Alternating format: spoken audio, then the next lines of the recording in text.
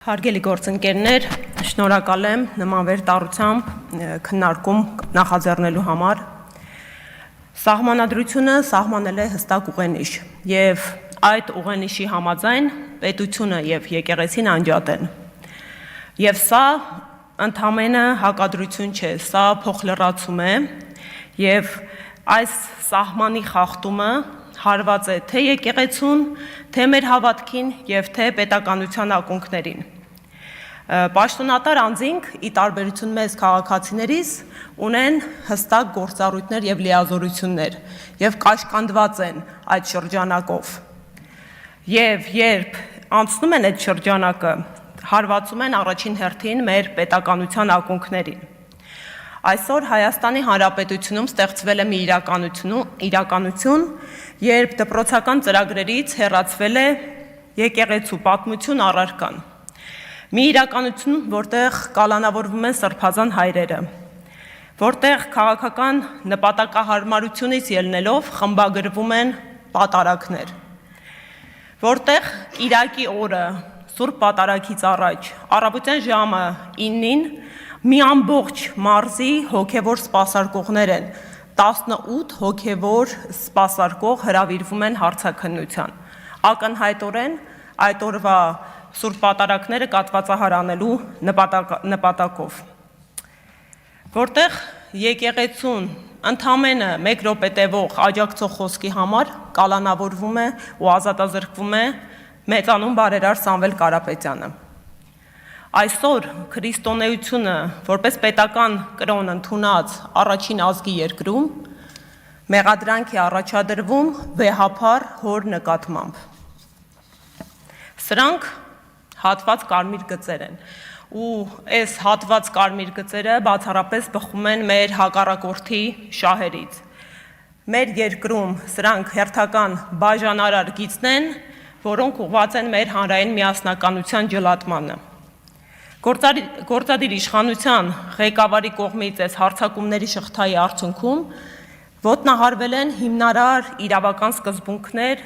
իրավունքներ ու ազատություններ, այնպիսին ինչպիսին է օրինականության սկզբունքը, իրավունքի գերակայությունը, մտքի, խղճի, կրոնի, դավանանքի ազատությունները։ Այս օրակարգը, ինչպես նշեցի, բացառապես հակահայկական է։ Սահմանադրության համաձայն կրոնական կազմակերպությունները անջատ են պետությունից եւ օժտված են ինքնավարությամբ։ Օրենքի կամայական կիրառումն ու մեկնաբանումը, իրավունքի ձևախեղումը, ընտրովի, զանգովի, նամակագրային, խմբագրական արդարադատությունները չեղարկում են մեր պետության իրավական բնույթը։ Սահմանադրության նման դեֆիցիտը եւ իրավունքի գերակայության անկումը հերթական անվտանգային խնդիրներից են։ Այս անգամ վտանգված է իրավական անվտանգությունը։ Իրավական անվտանգությունը ընդհանրապես առհասարակ ենթադրում է կայունություն եւ կանխատեսելիություն։ Հայաստանի Հանրապետությունում սահմանադիրը ճանաչել է հայ առաքելական Սուրբ Եկեղեցու բացառիկ դերը որպես ազգային եկեղեցի եւ սահմանել է առաքելությունը։ Այն հայի ազգային ինքնության պաշտպանությունն է եւ տրամաբանորեն, երբ թիրախավորվում է եկեղեցին, թիրախավորվում է մեր ինքնությունը, խոցելով պետության իմունային համակարգը։ Ուժեղ Հայաստան կուսակցությունը ձևավորվել է հենց այս գիտակցմամբ։ Մեր առաջնորդի Սամվել Կարապետյանի խոսքերը ուղենիշ են. եկեղեցին մեր տունն է եւ մենք թույլ չենք տալու քանդել այդ տան հիմքերը։ Եվ այս խոսքերի հետքերով մեր կուսակցությունը Սամվել Կարապետյանը նախաձեռնել է իրավապաշտպանների հեղինակավոր միջազգային իրավունքի մասնագետների խումբ, մենք մշակել ենք white paper եւ անընդհատ լավարկում ենք այն հաշվի առնելով երկրում տեղի ունեցող իրադարձությունները հակաեկեղեցական եւ այս փաստաթղթի հետքով ոչ միայն ներկայացրել ենք ու ունեցել ենք մի շարք հանդիպումներ, արդեն արդյունքներն ենք հավաքագրում։ Մի պարզ արձանագրում. միջազգային հանրությունը, գործընկերային կազմակերպությունը չեն կիսում այսօրվա իշխանության հակաեկեղեցական վարքագիծը։ թվարկում, մի քանի անեմ։ Օրինակ այդ white paper-ի հետքերով քննարկում է կազմակերպվել Մեծ Բրիտանիայի լորդերի պալատում, որտեղ հեղինակավոր մասնագետներ ոլորտային հրավիրվել են եւ կատարել են իրենց արձանագրումները։ Միջազգային կրոնական ազատությունների գագաթնաժողովում ունեցանք ելույթ ու կրկին զեկույցում արձանագրություն է կատարվել Հայաստանում տիրող իրավիճակի անընդունելիության վերաբերյալ։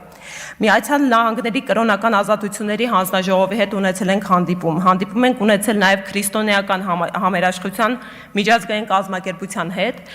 եւ բոլոր գործընկերները կրկին ընդգծում եմ անընդունելի ու զարհուրելի են համարում Հայաստանի Հանրապետությունում տեղի ունեցողը։ Կարելի էր խոսել իրավական գործընթացների, իրավական ակտերի լավարկման մասին, փոփոխությունների մասին, բայց իրողությունն այնպիսին է, որ խնդիրը մեր սահմանադրային իրավական կարգավորումների բացերի հետևանք չէ։ Խնդիրը դրանց շրջացման հետևանք է, ուստի եւ մենք պահանջում ենք անհապաղ դադարեցնել ու շարունակում ենք սպասարկել այդ օրակարգը հակաեկեղեցական հռետորաբանությունը եւ վերադառնալ իրավունքի ոգու ծիր։